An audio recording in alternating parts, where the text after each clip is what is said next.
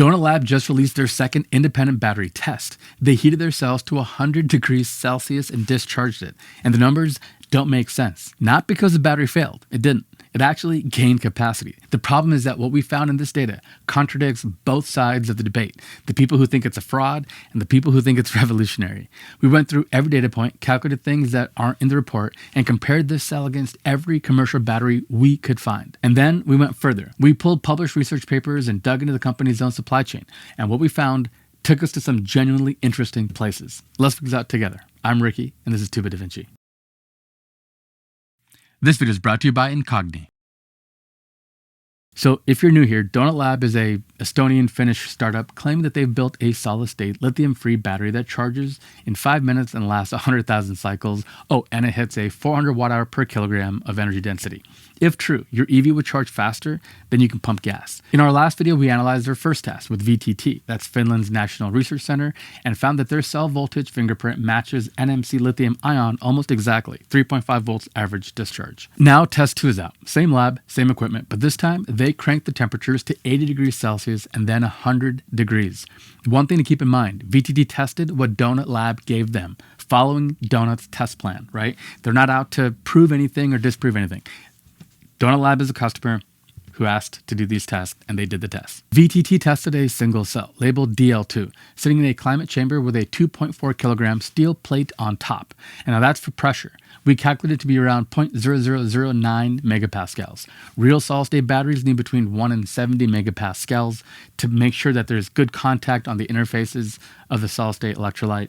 That's not what was happening here. This is very, very low amounts of pressure, just to, in their words, keep from any hot spots from being formed on the battery during testing. The same cell was used for every test. First, a baseline discharge at room temperature, a full 24.9 amp hours was pumped in. Then they heated the climate chamber to 80 degrees Celsius and let the cell soak for 2 full hours and discharged it at 1C. The cell delivered 27.5 amp hours. That's 110% of its room temperature capacity. It got better when it was hotter. Then the same cell was charged back up at room temperature, heated to 100 degrees Celsius for 2 hours while fully charged, and discharged again. And 27.6 amp hours came out, 107% of the initial reference input. Now, the 100C test was at 0.5C, half the charge rate of the 80 degree test.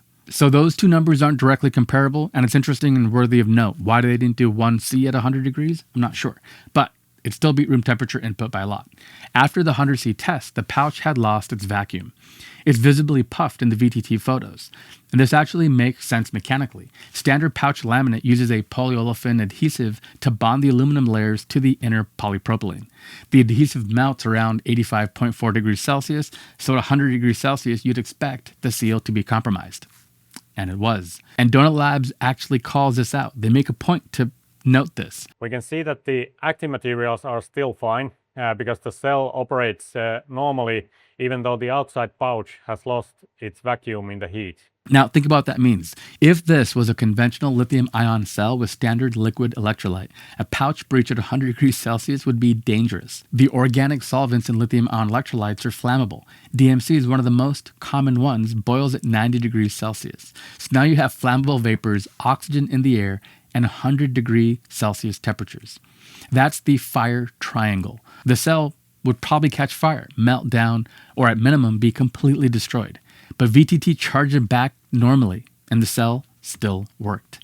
This tells us something fundamental about what's inside the cell. Either there's no flammable liquid electrolyte in there, or it's something very different from our standard lithium-ion chemistries. This is the kind of amazing engineering that keeps me up at night. And something else that keeps me up at night is protecting my personal information online, and why I'm a huge fan of our sponsor this week, Incogni. Information, your home address, phone numbers, even your relatives' details, is being collected and sold online. It's not only lucrative, but totally legal. And this valuable data advertisers crave is the same data criminals use for everything from scam calls to identity theft and actual stalking. I signed up with Incogni because they work nonstop to constantly look for your personal information online and automatically request to have it removed. This is something that would take you and I hours, and it's not a one-time thing. It's an ongoing battle. If you give Incogni permission to act on your behalf, they go to work contacting hundreds of data brokers to get your data taken down. What really sold me was their custom removals feature. If you find your info on some random website, you just send Incogni the link and their team handles getting it removed. I love the internet, but we have to be real about some of the dangers, and companies having access to your personal information is one of them. So if you've been thinking about staying safe online and want to take back control of your personal information, go to incogni.com/2bit to get 60% off an annual plan today. Huge thanks to Incogni and you. Now back to the show. Now, if you're thinking any battery delivers more capacity when it's hot because there's lower internal resistance and ions move faster, that's basic Arrhenius kinetics, you're right. That's not special in and of itself. So we try to find a single commercial NMC battery cell from Samsung, LG, CATL, really anyone, with published discharge rates over 80 degrees Celsius. And we couldn't find a single one because, well, they don't test in that kind of regime. Samsung's maximum rated discharge temperature is 60 degrees Celsius. Most manufacturers cap at 45 degrees. The closest study we could find was from Jalkanen and colleagues, a commercial Kokum 40 amp hour NMC pouch cell that cycled at elevated temperatures. At 65 degrees Celsius, the cell was destroyed. The donut cell delivered 110 capacity at ADC and kept going to 100. We can't even find published data for what happens to a normal NMC cell at these temperatures because manufacturers don't really test there. It's too dangerous. But there's more. We calculated the Coulombic efficiency for every cycle. That's the ratio of charge out versus charge in, one of the most diagnostic measurements of battery science. At room temperature, it was 99.82%. At 80 degrees Celsius, it dropped to 99.18%. Expected, more side reactions when it's hot. But then after 80 degree exposure back to room temperatures, the efficiency recovered to 99.88%. Because remember, they charged it always at room temperature, discharged at full, and then back down. So we can compare the Coulombic efficiencies to see if there's any degradation going on. If the electrolyte were being irreversibly damaged by the heat, which would absolutely be the case in a normal NMC cell, the number should go down, not up. Something about this cell's chemistry allows it to recover from thermal stress. And the internal resistance, it dropped 18% from room temperature to 80 degrees Celsius. Sounds pretty normal, except conventional NMC with liquid electrolytes typically show a 40% drop over that range. So the internal resistance drop is less than what you would expect from a traditional battery. So that might suggest that this is not a liquid electrolyte behavior and that there might be some other ion transport mechanism at play. So at this point in our research, we had 3 anomalies that didn't fit conventional NMC, and that sent us down some rabbit holes. Donut Lab claims their battery is lithium-free. Everyone, including us, dismissed this because of that 3.5 volt average discharge, which is textbook NMC, from test 1. Sodium-ion batteries typically run at 2.8 to 3.1 volts, which is not even close. So I was curious. Let's take them for their word and assume that this is lithium-free. What could it be then? Our first lead was a cathode called NVPF, sodium vanadium fluorophosphate. We found a paper published in Nature Communications, which showed a full cell average discharge around 3.5 volts, which fit. But it fell apart really quickly because NVPF has a very distinctive 2-plateau discharge curve, 2 clear voltage steps that you couldn't miss, and we don't see in this curve from Donut's tests. And NVPF's best commercial cell from a French company called Tiamat averages 105 watt-hours per kilogram. Donut's claim of 400 is nearly 4 times that. So I think that's out. But here's where things got interesting, because while NVPF didn't fit, we found something else that does. There's a class of sodium-ion cathode layered oxide, similar to what CATL uses in their sodium-ion batteries, that produces a smooth discharge curve almost identical to NMC. And the high voltage variance of these layered oxides, published research shows a full cell average of around 3.5 to 3.56 volts, and the discharge profiles match as well. So then we looked at the thermal data through the sodium-ion lens, and everything clicks. Sodium-ion batteries are inherently more thermally stable than lithium.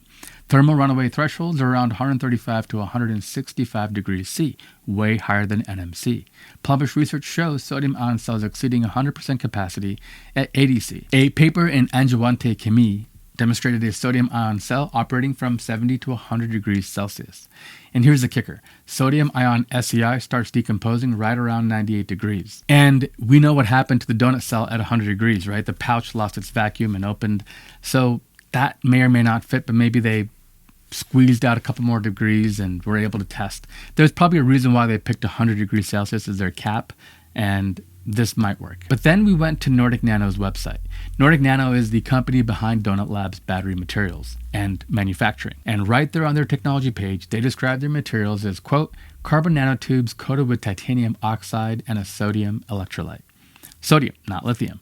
And titanium oxide is a well-known anode material for sodium-ion research. Combined with carbon nanotube conductive networks and a sodium-conducting solid electrolyte, you get an architecture that could explain what we're seeing. Could.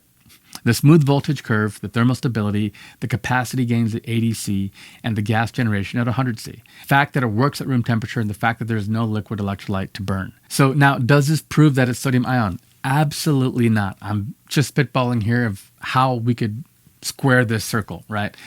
And we got to be honest about this, because if this was a sodium-ion battery at 400 watt-hours per kilogram, that would be more than double the best sodium-ion cell ever made. CATL's Nextra, which again we covered in Shanghai, which is 175 watt-hours per kilogram.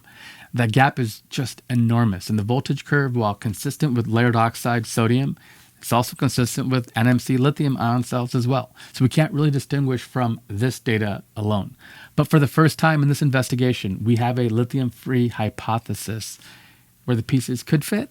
So coming back from speculation then, here's what the evidence stands at after 2 VTT tests and 13 total cycles. There's a lot that's genuinely impressive, and credit has to be given where it's due. This cell sat fully charged at 100C for 2 hours, lost its seal, and still worked. No commercial cell we've ever found has done that. It fast charged at 11C in test 1, matching CATL's best. The energy efficiency actually improved at higher temperatures. Even the most skeptical take would be that this is a damn impressive cell. But there's still a lot to be determined. We've done 2 tests now, and the cell still hasn't been weighed. Weighing a cell takes 10 seconds, and it would give us an instant confirmation of that 400 watt-hour per kilogram claim. They also never charged at high temperatures, only discharged.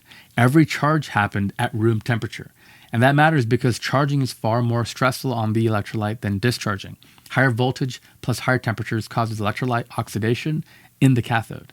If this cell is truly solid state, charging at 80C should be easy. But the fact that they didn't test that, I think is interesting.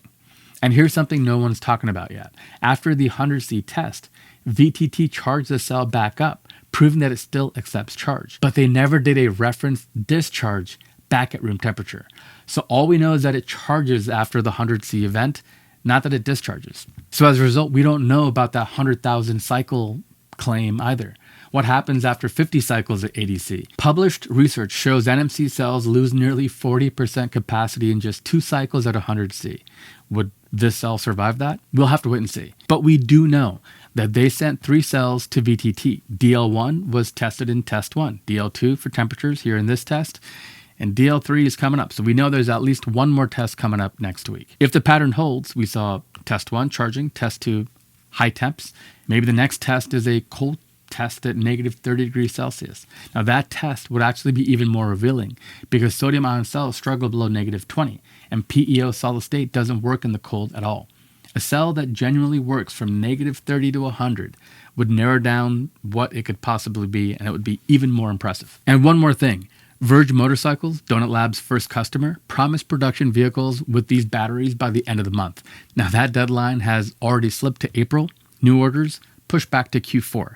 Now, if that's a scaling issue or a technology issue, I guess we'll have to wait and find out. Okay, now there's way more data in this report than we could possibly fit in one video. So we extracted every single number from this report, every metric that we could find, and put it into a spreadsheet. And if you want to see the full thing, check out below. We'll have a link to our newsletter. All you gotta do, join the newsletter, and the next issue will have a link to that full report. So you can see every single thing that we saw. But I gotta tell you, these guys have just captured our imaginations. And weekly tests every Monday. I was up at 7 a.m. ready to go, excited. This is a really interesting moment. Now, what I want to know from you guys, for especially anybody in the industry or who knows battery chemistry, what do you think it is? Tell us, what are we missing? What could this be? Are these tests leading us to some kind of a conclusion? Sound off in the comments below. And again, don't forget to like and subscribe. Only 20% of you guys that watch our videos are subscribed. So hit that subscribe button, hit the bell icon, because we will cover this story entirely as news breaks, and we'll keep it all coming. All right, I'm Ricky Da Vinci. Thanks so much for watching.